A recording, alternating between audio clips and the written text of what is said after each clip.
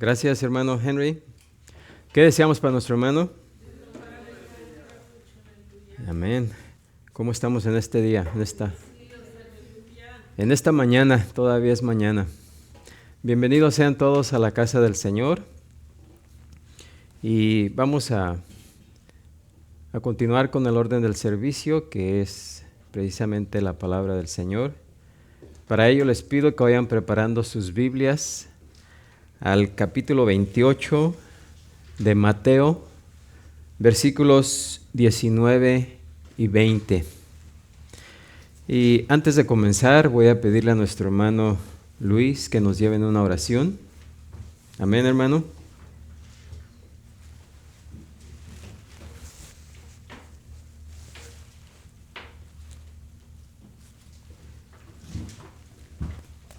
A ver, den un momentito, parece que hay un...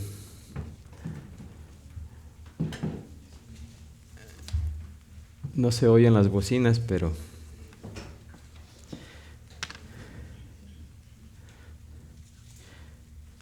Yo también lo escucho. Ahorita lo vamos a escuchar.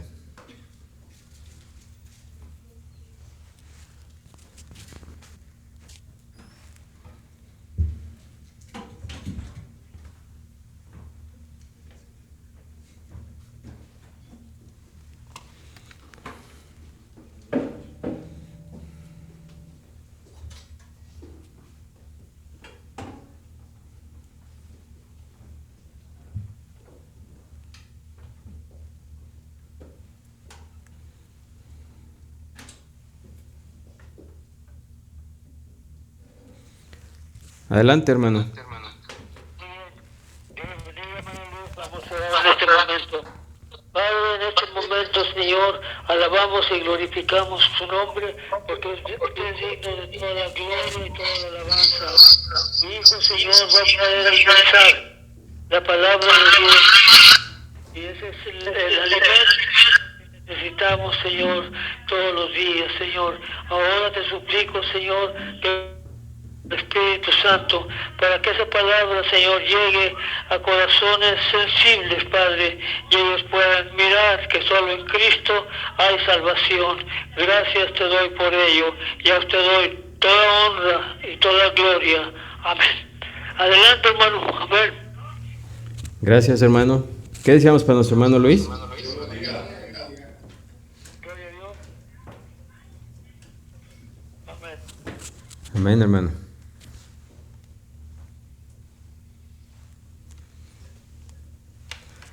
Bueno, cuando se hacen las cosas en vivo, algunas cosas suceden, ¿verdad? Pero nuestro hermano nos acompaña por medio del teléfono desde Pandel. Así que Mateo 28, 19 y 20 nos dice: Por tanto, id y haced discípulos a todas las naciones, bautizándolos en el nombre del Padre y del Hijo y del Espíritu Santo, enseñándoles que guarden todas las cosas que os he mandado, y aquí yo estoy con vosotros todos los días hasta el fin del mundo. Amén. ¿Pueden ocupar su lugar? Esta mañana vamos a hablar de un tema muy importante en la Escritura, y yo creo que pueden adivinar qué tema es ese, ¿no? Es acerca del bautismo, ya que, pues, si somos fieles al Señor, debemos de enseñar acerca de este tema importante. ¿Por qué? Porque no es algo que podemos pasar por alto o simplemente tomarlo a la ligera, aunque no es un tema particularmente popular hoy en día. Sí queremos, ¿verdad?, enseñar exactamente qué es lo que la Biblia enseña acerca de este tema, y más que tema es una ordenanza. El Señor Jesucristo dejó 12 ordenanzas para la iglesia. Una de ellas es la cena del Señor, y la otra ordenanza pues es el bautismo. Ambas ceremonias ilustran el Evangelio de forma, vaya la redondez, ilustrativa, ¿sí? Así que el Señor Jesucristo, así como Dios, siempre ha enseñado a su pueblo por medio de símbolos, de ilustraciones. En el Antiguo Testamento, pues enseñó a su pueblo por medio de fiestas, ceremonias, ritos, que todas esas tenían una enseñanza que literalmente apuntaba hacia la venida del Señor Jesucristo. Así que cuando Él, antes de partir, pues también a la iglesia dejó estas dos ordenanzas, que son ilustración de cómo una persona se salva, o qué es lo que una persona necesita creer para ser salva, ¿sí? Una persona que entra, que no sabe por qué los adultos se deben de bautizar, va a preguntar, ¿y por qué se bautizan? Ya están grandes, ¿eh? Porque la costumbre por lo general es que nos bautizaron cuando éramos pequeñitos. Entonces algunos se preguntan y dicen, bueno, a mí ya me bautizaron cuando estaba chiquito, cuando era un bebé, pero ¿por qué ahora se tienen que bautizar? Bueno, pues entonces esa es la oportunidad de explicarle, ya sea a los niños o a los adultos, por qué las personas necesitan ser bautizadas. Y no solamente cualquier persona, sino las personas que han puesto su confianza y su fe en Cristo Jesús. Amén. Así que, aunque no es un tema muy popular hoy en día, porque de las predicaciones que se oyen hoy en día, pues rara vez se toma o se habla del tema del bautismo, ¿sí? Aún en esas grandes congregaciones, ¿verdad?, donde se invita a mucha gente a recibir al Señor Jesucristo, pues no se ven ahí bautizos, ¿sí? Como lo hicieron los primeros judíos en el día de Pentecostés, cuando Pedro predicó y 3,000 personas se arrepintieron y los apóstoles le dijeron que necesitaban ser, ¿qué?, bautizados. Y esas 3,000 personas que creyeron en aquel día fueron bautizados ese mismo día. Eso hoy en día no lo vemos, ¿verdad? Así es de que, y esto no es porque la Biblia no sea clara en explicar por qué o cuál es la importancia del bautismo. Así que en esta mañana pues me voy a tomar un tiempo para explicarles en base de preguntas, ya que el Señor Jesucristo nos dejó un mandamiento, una ordenanza, en los versículos que acabamos de leer, que dice, id por todo el mundo y haced, ¿qué?, discípulos, bautizándolos, ¿sí? Él estaba dando un mandato a los apóstoles y a la iglesia: salgan, evangelicen, hagan discípulos, bautizándolos y enseñándoles a obedecer todo lo que les he mandado. Así que la iglesia fue comisionada en esa gran comisión para realizar esa obra de bautizar.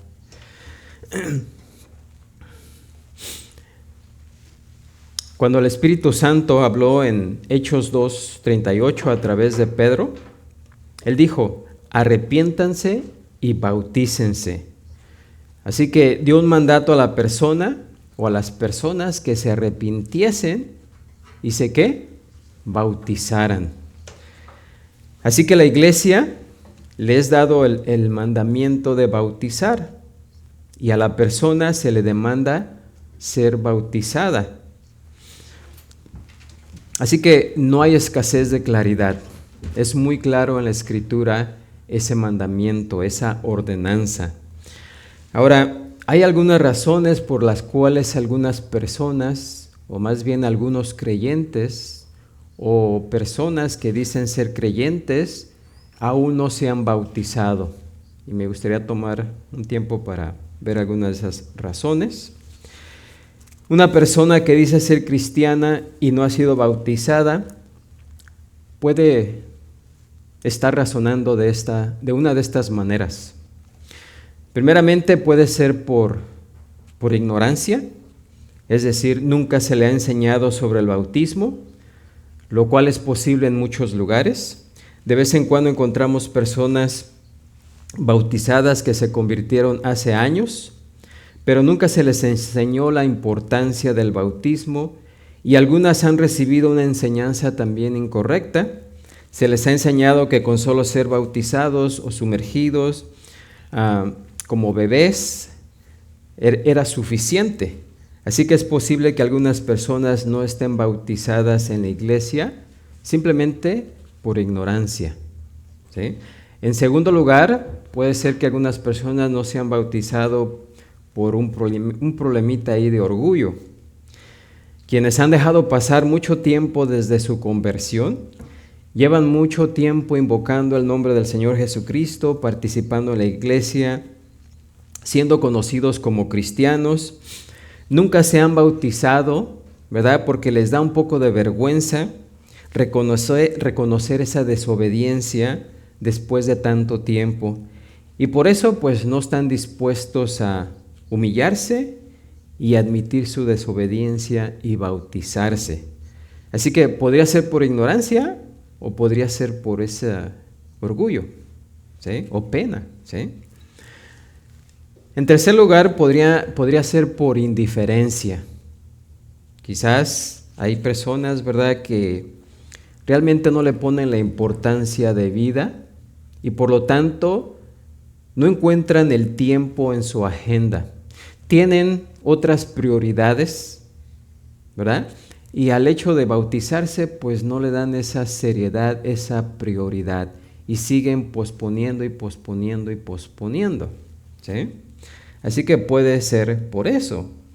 Algunas pueden decir, pues he estado planeando hacerlo, lo he pensado y simplemente no cabe en mi lista de prioridades, ¿sí? En cuarto lugar, podrían ser creyentes que están viviendo en desobediencia o en rebeldía, ¿sí? Aquellas que básicamente no están bautizadas, ¿verdad? Pues también puede ser por causa de rebeldía. Se niegan a obedecer, ¿sí? Por lo general, ese tipo de personas siguen un patrón de pecado y de alguna manera su hipocresía aumentaría si tuvieran que presentarse y dar testimonio de su fe en Jesucristo y celebrar la maravillosa redención en su nombre. Así que las personas son desafiantes y rebeldes y simplemente no se bautizan, y esas que no se bautizan, pues por lo general siguen un patrón de pecado. Y luego el quinto lugar, es posible que tales personas aún no han sido regeneradas, que no han sido salvas. Por eso no sienten en su corazón el deseo de obedecer, ¿sí? Así que no sienten el deseo de confesar, de hacer esa confesión pública de fe en Jesucristo, porque realmente no quieren ser identificados con Él públicamente.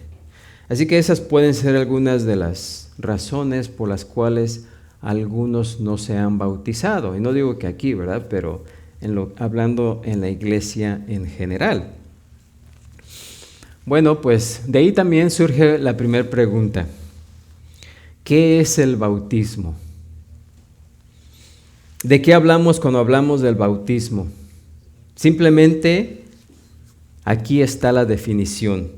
Es una ceremonia mediante la cual una persona se sumerge en agua. Simplemente eso es lo que es. Es una ceremonia mediante la cual una persona se sumerge en agua.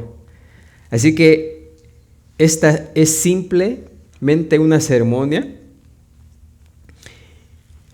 Y precisamente aquí atrás pues hay una pila donde vamos a hacer esto el día de hoy.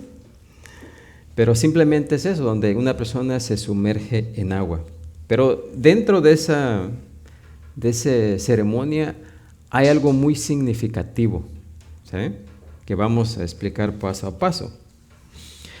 Pedro en el sermón del día de Pentecostés les dijo a quienes oían y creían que se bautizaran. Pero vamos a ir poco a poco. Dos de los versos o de los verbos griegos que se usan en el Nuevo Testamento con respecto al bautismo y son traducidos como bautismo, son bapto y baptizo. Bapto, la palabra bapto es la menos común, usada solamente unas 4 veces en el Nuevo Testamento, y pues también significa sumergir.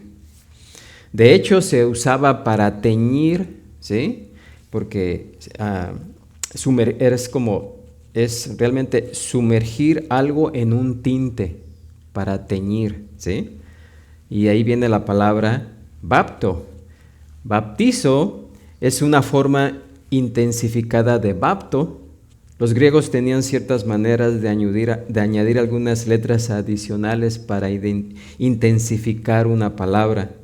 En el Nuevo Testamento significa sumergir completamente. Y es la palabra griega que también es como para ahogar. Eso muestra cuán completa es, ¿verdad? Y potencialmente la inmersión. De hecho, el equivalente en latín es immersio o sumercio. El sustantivo bautismos, se usa siempre en el libro de los Hechos para referirse a la inmersión de un cristiano en agua. Así que eso es el bautismo. Es una ceremonia mediante la cual una persona cree en el Evangelio y luego es sumergida en agua. De hecho, los términos bapto y baptizo, podrían haberse traducido como sumergir, lo que probablemente habría resuelto muchos problemas, pero los traductores optaron por transliterar, ¿sí? En lugar de traducir la palabra, la transliteraron. ¿Y qué significa transliterar? Bueno, por ejemplo, aquí en Estados Unidos, muchas personas dicen, pues parquea tu carro ahí, ¿sí? Y lo entendemos porque sabemos que park significa estacionar, ¿sí? Así que cuando usamos la palabra parquea tu carro, se está transliterando la palabra, no se está traduciendo, porque la traducción sería ¿qué? Estaciona tu carro ahí. Y eso fue lo que sucedió con la palabra baptizo. La transliteraron en lugar de traducirla. Si lo hubieran traducido, nos hubieran evitado muchos problemas, ¿sí? Porque hay personas que se confunden con lo que es el bautismo, ¿verdad? Y de hecho los griegos tenían una palabra diferente para rociar, ¿verdad? Y es una palabra completamente diferente que no la encontramos en la Escritura. Así que no estamos hablando de rociar, porque eso no existe en la Escritura. Siempre que encontremos la palabra bautismo en la Biblia, se usa la palabra sumergir y significa sumergir a una persona en el agua. Y cada uno de esos términos en el Nuevo Testamento requiere o permite la idea de inmersión. Y esto pues lo vemos muy obvio, incluso algunos de los grandes evangelistas lo han reconocido, como Juan Calvino, quien básicamente se inclinaba por la aspersión de infantes o el bautismo infantil. Aún él haciendo eso, él dijo esto acerca del bautismo: la palabra bautizar significa sumergir. Ningún lingüista puede inventar otra cosa, ¿sí? Calvino también dice, la palabra bautizar significa sumergir. Es cierto que la inmersión era la práctica de la iglesia primitiva, ¿sí? Aunque ellos totalmente no hicieron ese cambio, pero eso era lo que ellos afirmaban. Y también lo vemos en el hecho de cuando Juan el Bautista estaba bautizando, ¿sí? Allá en Mateo 3:6, Juan el Bautista nos dice que estaban siendo bautizados por él en el río Jordán. ¿Y por qué estaban siendo bautizados en el río Jordán? Nos dice, porque había muchas, ¿qué? Aguas. Y esa era la idea, ¿verdad? De que la persona tenía que ser sumergida completamente, porque eso realmente ilustra una sepultura, ¿sí? Cuando alguien es sepultado, no le dejan la cabeza por fuera, ¿verdad? Lo sepultan completamente. Así que cuando alguien es sumergido en el agua, pues debe ser sumergido completamente para ilustrar precisamente la muerte y la sepultura de alguien, ¿sí? Y en el río Jordán pues había suficiente agua. Nos dice Marcos 1:5, y salían a él toda la provincia de Judea y todos los de Jerusalén, y eran bautizados por él en el río Jordán, confesando sus pecados. Y luego también vemos en Hechos, en el capítulo 8, en el versículo 36, hablando de Felipe y el eunuco. Dice, y yendo por el camino llegaron a cierta agua, y dijo el eunuco, aquí hay agua, ¿qué impide que yo sea bautizado? ¿Y qué hicieron? Nos dice el versículo 38, y mandó parar el carro y descendieron, fíjense, descendieron ambos al agua, Felipe y el eunuco, y le bautizó. Eso es simplemente el bautismo. Eso es lo que significa bautizo, ¿sí?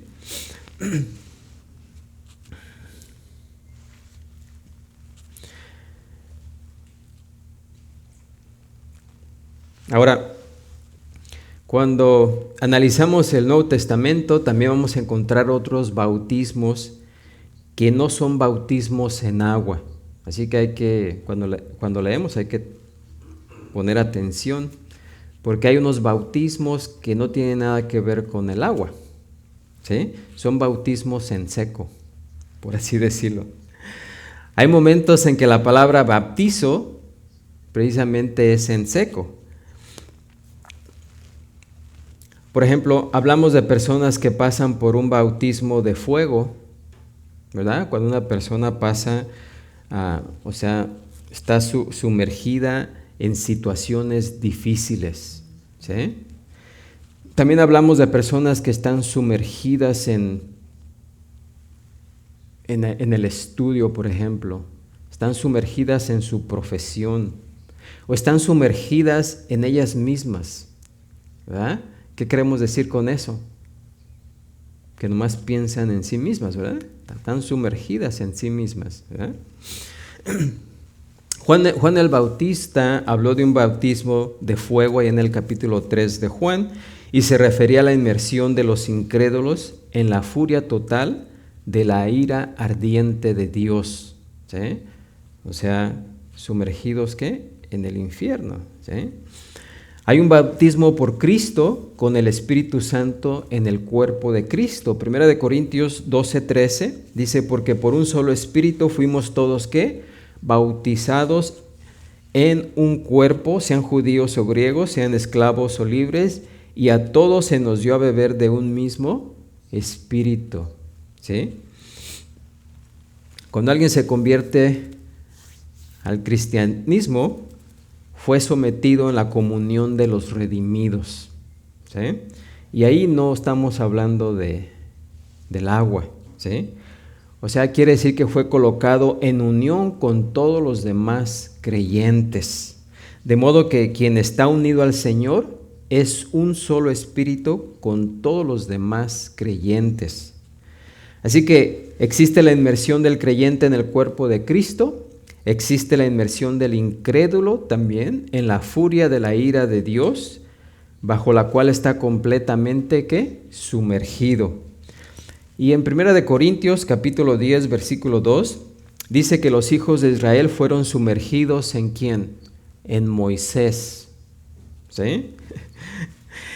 Y aquí que fueron bautizados en Moisés se refiere a que estaban en solidaridad con Moisés, ¿sí? Se unieron a Moisés y a su liderazgo. Lo que él hacía, ellos lo hacían.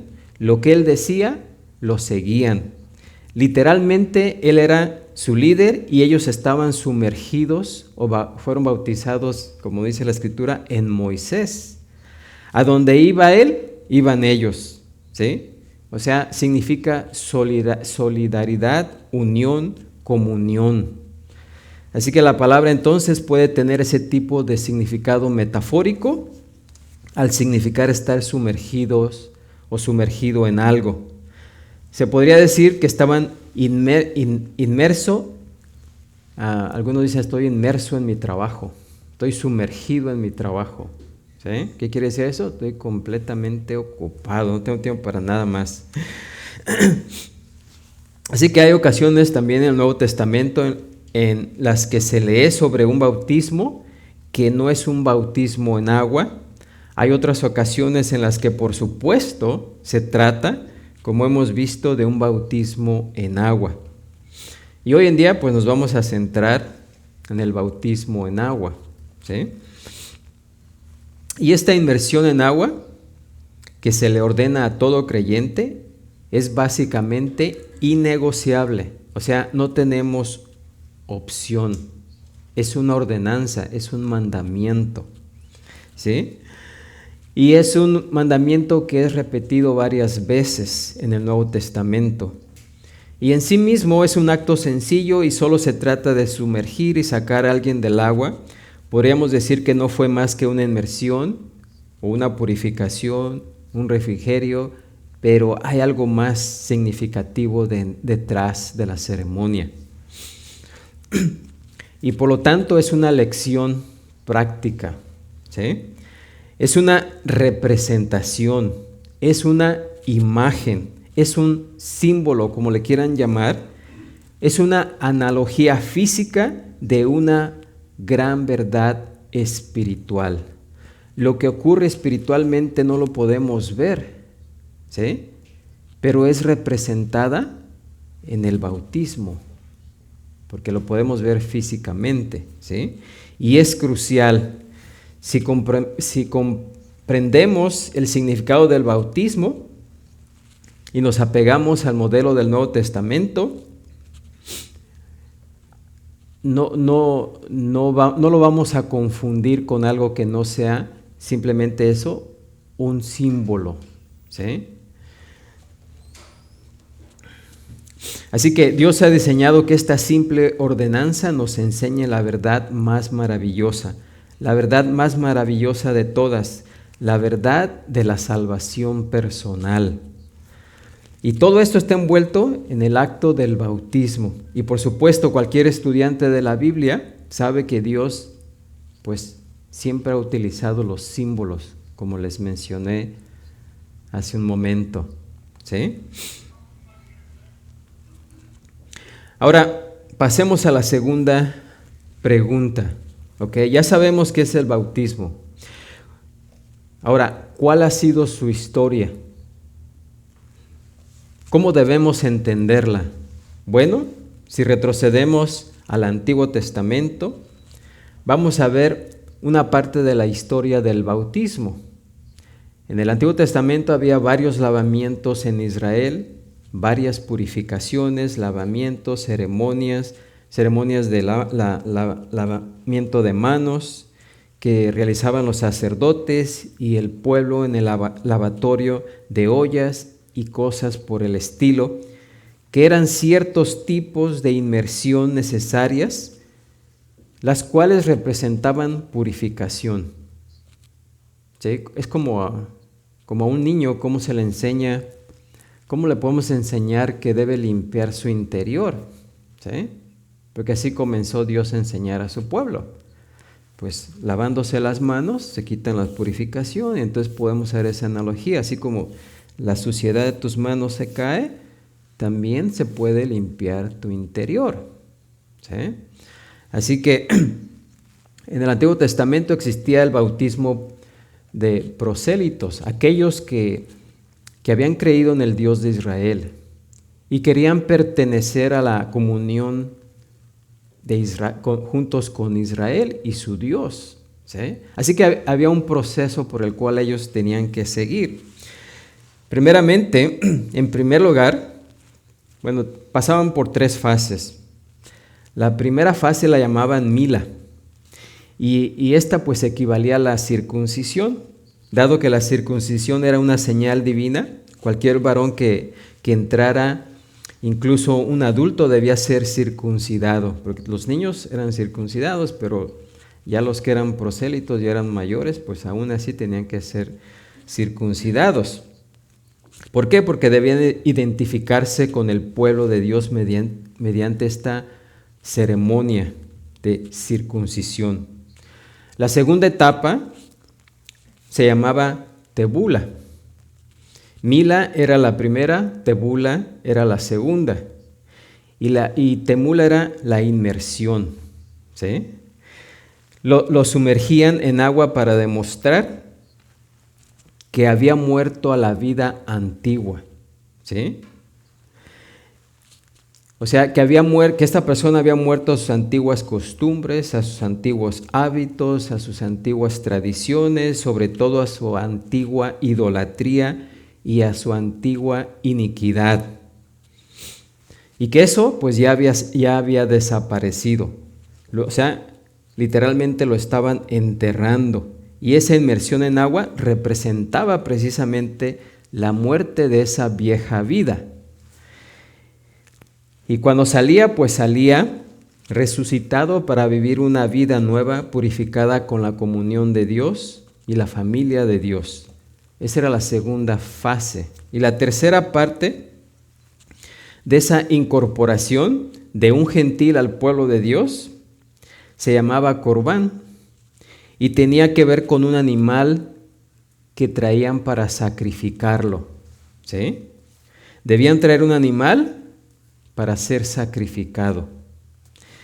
Y la razón del sacrificio del animal era recordarle a ese gentil que su perdón, el perdón de sus pecados,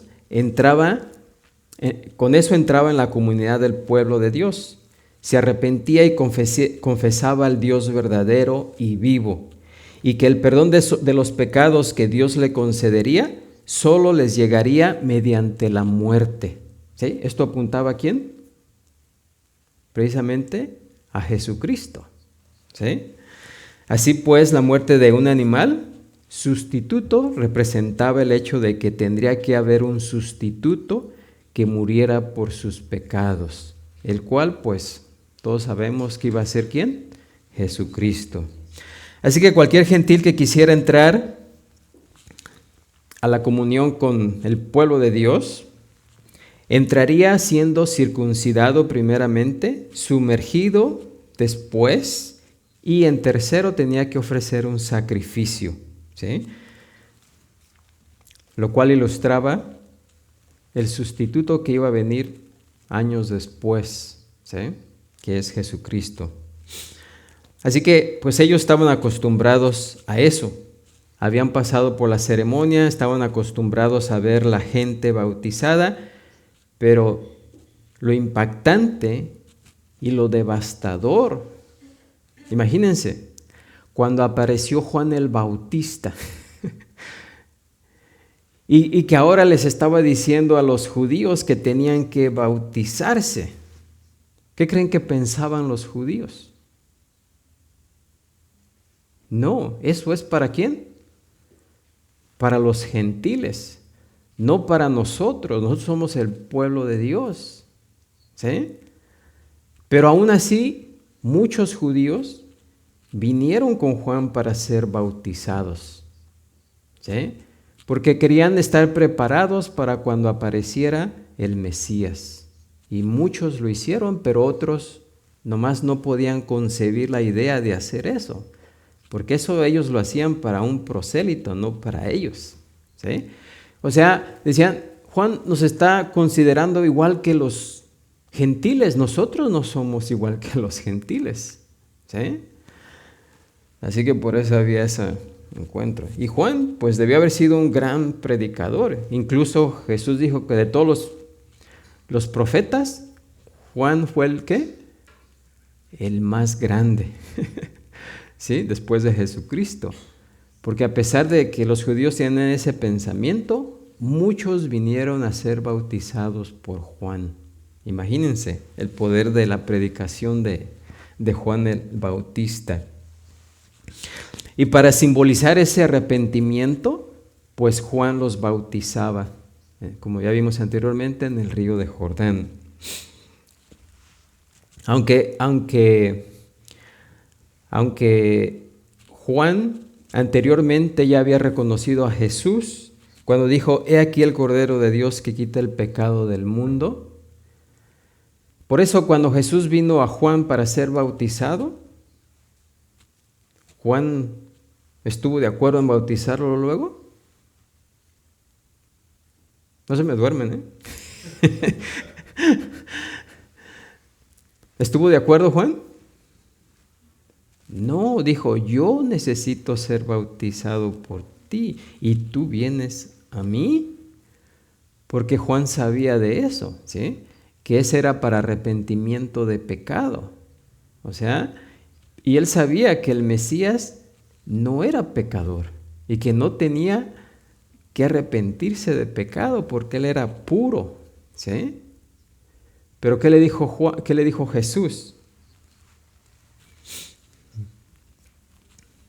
Le dijo: permítelo ahora, es solamente por ahora, es necesario que se haga, porque así conviene que cumplamos, ¿qué? Toda justicia, ¿sí? Si Jesús vino y se encarnó, se hizo hombre, como hombre tenía que cumplir todos los requisitos que el ser humano tenía que cumplir de parte de Dios, ¿sí? Y por lo tanto, él tenía que cumplir toda justicia, ¿verdad? Porque así como su vida justa nos es imputada, ¿sí? Pues toda esa justicia, incluyendo el ser obediente en ser bautizado, lo tenía que cumplir. Amén. Así que por eso lo hizo. Bueno, así que esa es la historia aún antes del Nuevo Testamento.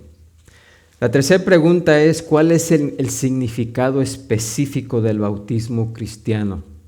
Bueno, ya lo sabemos, pero vamos a profundizar un poquito más. A lo largo del Nuevo Testamento, el bautismo cristiano con el cual se nos identifica, no es nada difícil. De hecho, es muy fácil de entender. Si vamos al capítulo 6 de Romanos, quiero mostrarles un par de versículos para que puedan leerlos.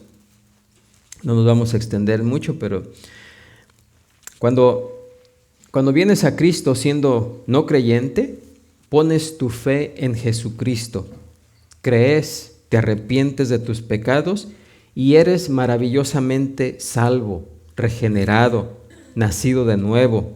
Ahí se produce un milagro espiritual, ¿sí? Es algo que pues no se puede explicar en realidad físicamente, pero sí podemos verlo o entenderlo por las palabras del texto que lo describen. Así que cuando vienes a la fe en Cristo, eres literalmente sumergido en Cristo, ¿sí? Ahí eres sumergido en Cristo. Literalmente estás inmerso, estás puesto en Cristo. Su vida se convierte en la tuya. Sí, en el Antiguo Testamento Dios utilizó el arca de Noé. ¿Se acuerdan? ¿Han escuchado la historia del arca de Noé? ¿Quiénes fueron los que se salvaron? Los que entraron, ¿dónde? En el arca. ¿Y el arca es quién? Cristo. Así que literalmente todo aquel que entra en el arca, que es Cristo, es ¿qué? Salvado. Los que no entraron, perecieron. ¿Sí? Con esa clase de ilustraciones y simbolismos enseñó Dios a su pueblo.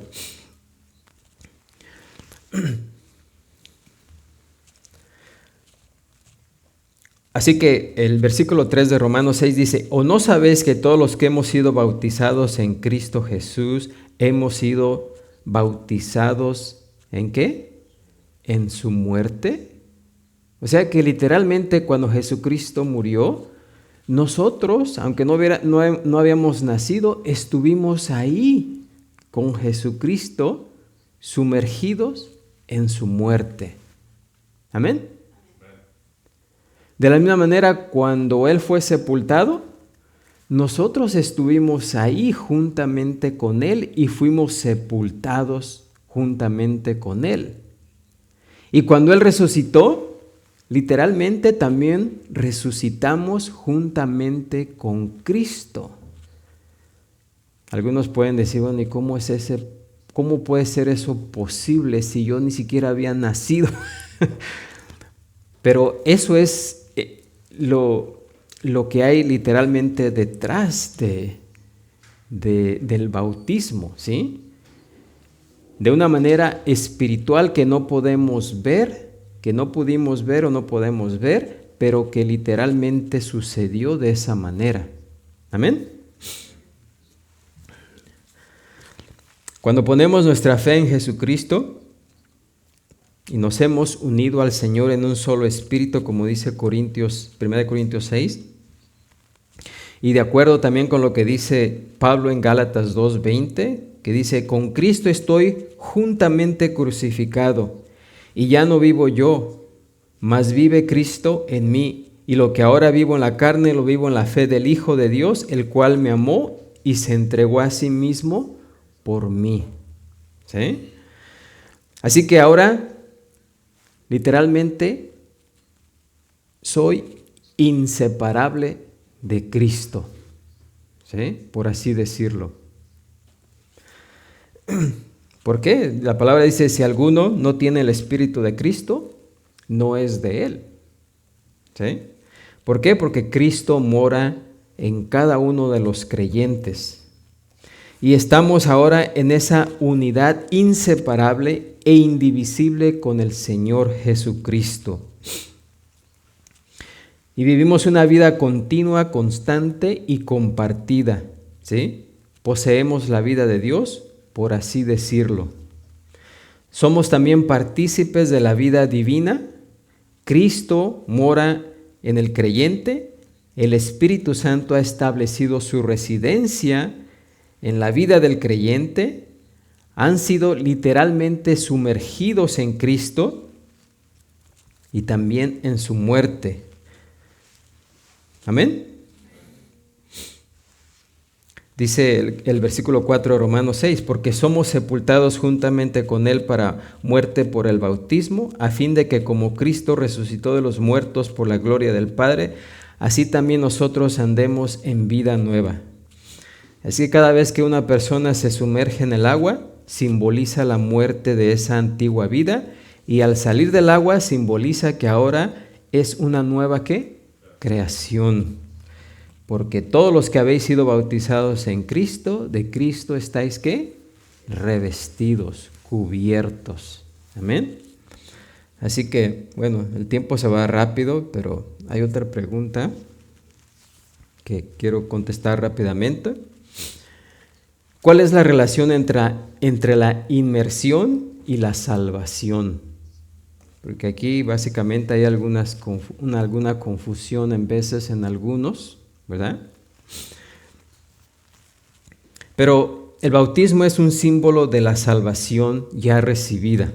Hechos 2:38, Pedro dijo, arrepentíos y bautícese cada uno de vosotros en el nombre de Jesucristo para perdón de los pecados y recibiréis el don del Espíritu Santo. Y aquí solamente quiero aclarar, ¿verdad? Porque hay algunos que creen que el bautismo salva, precisamente por lo que dice aquí Pedro. Y sí dice eso, ¿sí? Pero fíjense lo que debemos de analizar. El día de Pentecostés, cuando Pedro invitó a aquellos que se arrepintieran a que se bautizasen, los que se bautizaron estaban dando evidencia con el bautismo de que realmente habían sido salvados. ¿Sí? Por lo tanto, cuando la iglesia comenzó, el bautismo, la salvación y el bautismo eran sinónimos, ¿sí? Pero en esta cosa, en esta idea, fíjense, esos judíos que se bautizaron el día de Pentecostés sabían las implicaciones de confesar públicamente su fe en Cristo Jesús. ¿Se acuerdan lo que dijo Jesús? El que quiera ser mi discípulo, niéguese a sí mismo y tome su cruz, ¿qué? Y sígame. Tomar la cruz no significa aguantar a la suegra, ¿eh? No significa esas cosas. Significaba en aquel tiempo, todo aquel que llevaba su cruz, ¿a dónde iba? A la muerte. O sea, en otras palabras, Jesús estaba diciendo, el que quiera ser mi discípulo, niéguese a sí mismo y esté dispuesto a morir. ¿Sí? Así que en el día de Pentecostés, todos esos que se bautizaron en el nombre de Jesús, miren, literalmente iban a ser considerados como ya no judíos. Sus familias ya no los iban a reconocer como familiares. Donde trabajaban, su empleador ya no los iba a dar empleo. O sea, esas personas iban a quedar homeless. ¿Sí? Y además de eso iban a ser perseguidos y posiblemente apedreados. Ahora díganme ustedes una cosa. Alguien que no estuviera seguro de lo que estuviera haciendo, pasaría enfrente y daría públicamente esa confesión de fe. No, ¿sí? Por eso es que llegó a considerarse el bautismo como la salvación, sinónimo de salvación. Incluso en algunos lugares preguntan, ¿has sido bautizado? En lugar de decir, ¿has sido salvado? Pero eso sucedió al principio de la iglesia. Pero eso no sucede hoy, ¿o sí? Bueno, al menos no aquí. Aunque hay en algunos países donde sí. O sea, profesar fe en Cristo Jesús, esa persona está poniendo su vida en peligro, ¿sí o no? Pero donde nuestra vida no está en peligro, o cualquier persona puede decir, yo sí me meto al agua, pues, ¿qué trabajo es ese, no? No me va a pasar nada, me voy a mojar, pero es todo, me seco y listo. Pero en aquel tiempo tenían que meditar, ¿sí? Tenían que, ¿cómo se dice? Examinar el costo. Y tenían que pagar el precio, ¿sí? Aún con sus vidas. Así que no cualquier persona se bautizaba. Solamente la persona que realmente creía que en Jesucristo, en el sacrificio que Él hizo, sus pecados habían sido perdonados y no le importaba perder su vida si así Dios lo decidía. ¿Amén? Bueno, solamente quería hacer esa aclaración, ¿verdad? Porque algunas personas piensan, ¿verdad? Y no son pocas, son muchas. Hay muchos también movimientos religiosos, ¿verdad? Que piensan que el bautismo, ¿verdad? Salva a una persona, ¿sí? Incluso yo vengo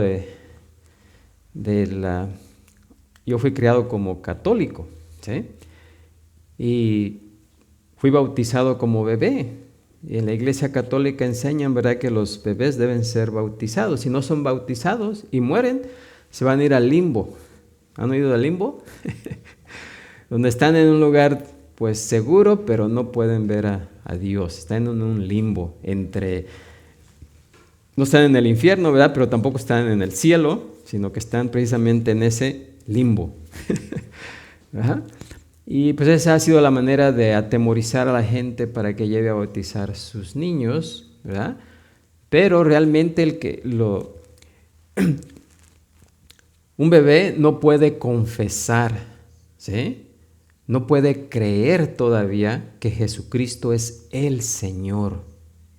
Pero ya cuando llegamos a cierta edad y podemos comprender eso y confiar en Jesucristo para el sacrificio que Él hizo en la cruz para el perdón de nuestros pecados y lo entendemos, entonces sí podemos dar profesión de fe, ¿sí?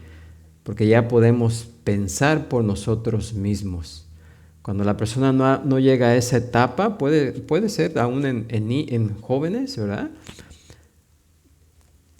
Así que solamente aquel que llega a comprender esa verdad y aceptarla puede bautizarse. Un bebé no puede, ¿sí?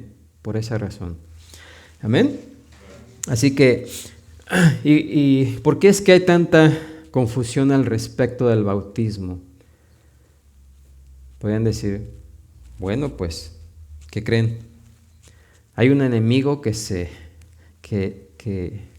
encarga precisamente, que no duerme ni de día ni de noche, sino constantemente está atacando a la iglesia para confundirla y confundir a aquellos, ¿verdad?, que no han recibido la instrucción de vida. Y pues de esa manera algunos llegan a decir, no, el bautismo no se necesita, ¿sí? Miren, también si una persona no se bautiza no quiere decir que no es salva, ¿ok?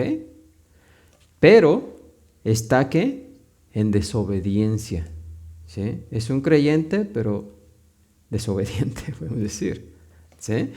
Y es el acto más sencillo de obedecer, ¿sí? El primer acto. Y Satanás pues quiere que los creyentes empiecen a desobedecer desde el primer mandamiento, ¿no? Que es que se bauticen. Simple y sencillamente el enemigo confunde la mente de las personas. Amén. Así que con eso pues vamos a llevar a cabo el bautismo de nuestras hermanas en este día. Espero que haya quedado clara la explicación acerca del bautismo. Podríamos hablar un poquito más, pero ya no tenemos mucho tiempo. Lo dejaremos para otro día, pero vamos a mover algunas cosas aquí. Le voy a pedir a nuestras hermanas que pasen aquí al cuarto siguiente para que se preparen, ¿verdad?, para recibir este